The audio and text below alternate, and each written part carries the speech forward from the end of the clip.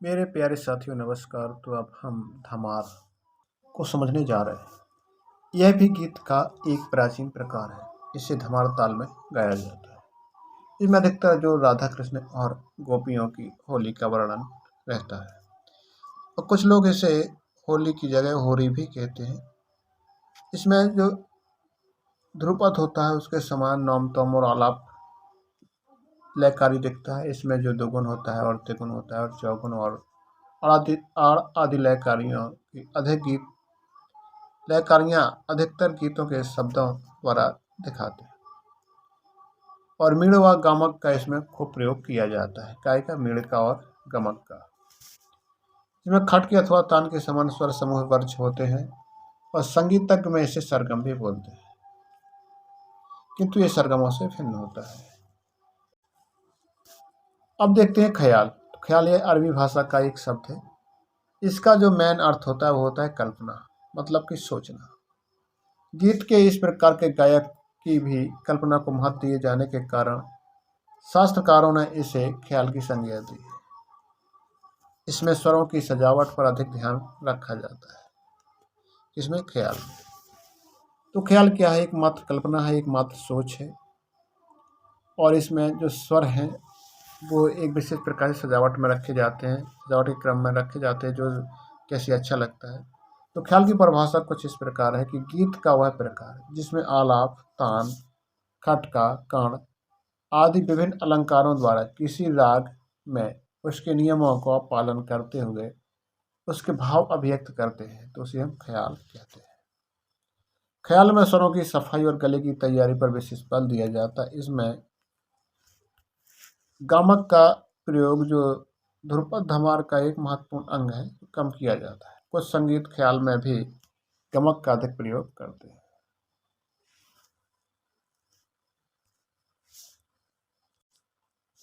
ख्याल के दो प्रकार होते हैं, एक विलंबित ख्याल। तो विलंबित ख्याल क्या है कि इसे एक लय में गाया जाता है, इसलिए इसे विलंबित ख्याल कहते हैं।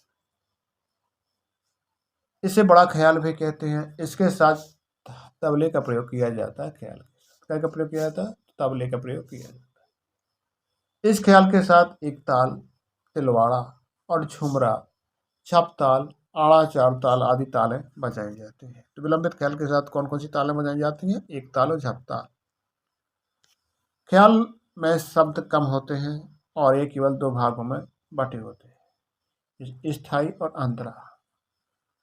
ख्याल का मुखड़ा अधिकतर 2 से 5 मात्राओं का होता है। कुछ संगीत एक बड़े ख्याल के पूर्व विस्तार में आलाप करते हैं।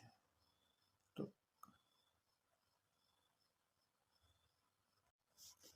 दूसरा है द्रुत ख्याल। द्रुत ख्याल का मतलब है, इसे हम नाम से स्पष्ट होता है कि यह द्रुत गति में गाया जाता है। इसे छोटा ख्याल भी कहते हैं। इसमें केवल स्थाई और अंतरा भाग होते हैं। यह 3 ताल और एक ताल, झप ताल और आड़ा, चार ताल, रूपक आदि तालों के साथ गाया बजाया जाता है। इसके साथ तबले की ताल का भी प्रयोग होता है। द्रुत ख्याल की प्रकृति चपल होती है। इसकी प्रकृति कैसी होती है? चपल होती है। बड़े और छोटे ख्यालों में केवल एक लय और प्रकृति का अंतर होता है। दोनों में गाने के क्रम लगभग समान रहता है। इसमें भी आलाप विभिन्न प्रकार की ताने, सरगम, कहलवा, मिणक, मुड़की, मीण, कण, खटका, मुर्की आदि प्रयोग करते हैं। अब है ठुमरी। तो ठुमरी वह गीत का वह प्रकार है कि जिसमें राग की शुद्धता की तुलना में भाव सौंदर्य होती है, क्योंकि इसमें भाव सौंदर्यता को अधिक महत्व दिया जाता है और किस पे? ठुमरी पे। इसकी प्रकृति ख्याल की तुलना में बहुत चपल होती है। ठुमरी खमाज, देश तिलक, कामोद, तिलंग, पीलू, काफी, भैरवी, झंझोटी, जोगी आदि रागों में गाई जाती है। जो ठुमरी होती है तो भैरवी राग में भी गाई जाती है और ठुमरी देश राग में गाई जाती है। ठुमरी में शब्द कम होते हैं। शब्दों के भाव को विविध स्वर समूह द्वारा व्यक्त किया जाता है। इसमें श्रृंगार रस प्रधान होता है। ठुमरी। अब हम देखते हैं ठप्पा।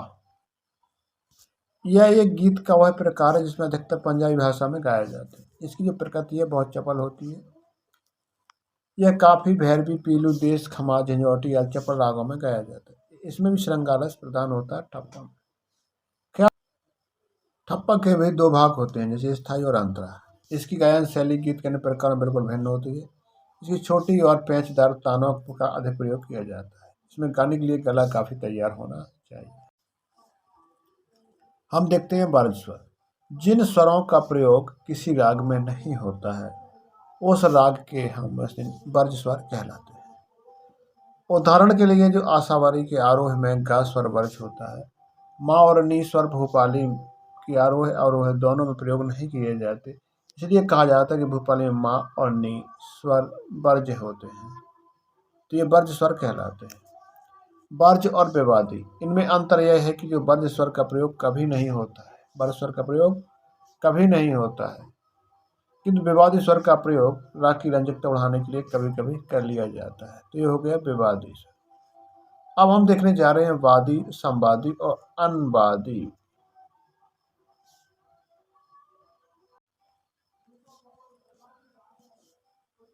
तो वादी, संवादी, अनुवादी राग में प्रयोग किए जाने वाले जो स्वरों की 3 श्रेणियां होती हैं, वादी, संवादी और अनुवादी। राग जब सबसे महत्वपूर्ण स्वर,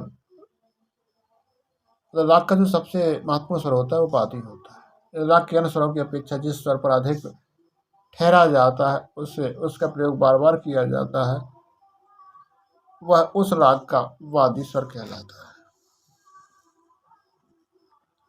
मतलब ऐसा शब्द जिसका प्रयोग बार बार हो और उस पर ठहरा जाए, रुका जाए, तो उसे हम वादी स्वर कहते हैं। जैसे कि भोपाली राग को लीजिए, इसमें गा स्वर को देखिए तो यह क्या वादी स्वर कहलाएगा। वादी स्वर से क्या लाभ है, तो वादी स्वर के द्वारा राग के गाने का एक साधारण समय भी ज्ञात होता है। राग का यह नियम है कि अगर किसी राग का वादी स्वर सप्तक के पूर्व अंक सारे गामा पा से में से कोई स्वर है तो उसका गायन समय दिन के पूर्व अंग में 12 बजे के दिन के बाद 12 बजे रात तक किसी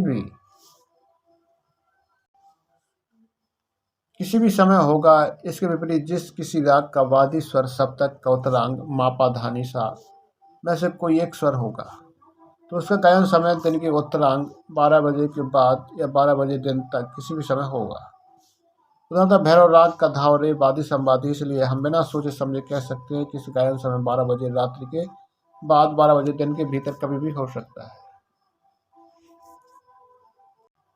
अब है संवादी स्वर, तो ये राग का यह द्वितीय महत्वपूर्ण स्वर संवादी कहलाता है। इसका प्रयोग तथा नायास यानी न्यास वादी की अपेक्षा कम तथा अन्य स्वरों की तुलना में अधिक होता है। इसे वादी रूपी राजा का मंत्री कहा जाता है क्योंकि यह वादी स्वर का परम सहायक होता है और इससे अटूट संबंध स्थापित किए रहता है। वादी और संवादी स्वरों के 4 अथवा 5 स्वरों की दूरी होती है। दूसरे शब्दों में कह सकते हैं वादी संवादी में षड्ज के माध्यम से षड्ज पंचम भाव अवश्य होता है। इसका तात्पर्य है कि वादी संवादी अगर किसी को षड्ज मान लिया जाए तो दूसरा स्वर तो उसका मध्यम और या पंचम होगा। एक या दो उदाहरणों से यह नियम स्पष्ट हो जाता है। अब है अनुवादी स्वर। तो वादी संवादी के अतिरिक्त राग में प्रयोग किए जाने वाला जो स्वर होता है उसे अनुवादी स्वर कहते हैं। उदाहरण के लिए भैरवी राग में माँ उषा अतिरिक्त जो क्रमशः वादी संवादी हैं, राग के शेष स्वर अनुवादी कहलाते हैं। अनुवादी स्वरों के अनुचर की उपमा दी गई है इसमें। अब है मीण। किन्हीं दो स्वरों को इस प्रकार गाने बजाने को मीण कहते हैं जिनके बीच कोई रिक्त स्थान ना हो, बिल्कुल एक दूसरे से मिले हो। दूसरे शब्दों में कहते हैं शब्दों की ऐसी अटूट संबंध, ऐसी अटूट ध्वनि, एक स्वर और दूसरे स्वर तक जाने को हम मीण कहते हैं। एक स्वर से दूसरे स्वर तक जाने के बीच को हम मीण कहते हैं। मीण के जो बीच समय के स्वरों का इस प्रकार स्पर्श होता है कि वे अलग अलग सुनाई नहीं पड़ते। उदाहरणतः सा से माँ तक मीण लेते हैं, समय बीच के स्वरों का स्पर्श होता है किंतु वे अलग अलग सुनाई नहीं पड़ते। सरगमा पधनी इस तरीके से मीण निकालते हैं। मीण निकालने से स्वर के ऊपर उल्टा अर्धचंद्राकार चिन्ह बन जाता है, जैसे कि आप ये देख सकते हैं। अब हम देख लेते हैं कण, खटका, मुर्गी। गाते बजाते समय पीछे अथवा आगे के स्वर को स्पर्श मात्र करने को हम कण कहते हैं। आगे का स्वर है या पीछे का स्वर है उसके, तो उसके स्पर्श मात्र को भी हम कण कहते हैं। कण का अर्थ तिनका होता है। स्पर्श के लिए स्वर की मात्रा का अनुमान कण शब्द द्वारा सरलता से लगाया जा सकता है। कण को स्पर्श स्वर भी कहते हैं। कण को क्या कहते हैं? स्पर्श स्वर भी कहते हैं। इस प्रकार लिखते भी हैं जैसे ये लिखा है। यह कण के रूप में माँ और रे का प्रयोग किया गया है यहाँ पे। अब एक खटका और मुर्गी। 4 या 4 से जो अधिक स्वर होते हैं कि एक गोलाई बनाते हैं हम, स्वरों की जरूरत प्रयोग को हम खटका कहते हैं। जैसे रेसा नीसा, सारे नीसा, निशा रेसा, तो एक गोलाई बना ली इसकी। जिस स्वर पर खटका देना होता है उसे कोष्ठक स्वर से आगे पीछे तथा स्वर से द्रुत गति में गोलाई बनाते हैं। इस प्रकार उसी स्वर का समाप्त करते हैं जिसका कोष्ठक से बंद कर दिया जाता है।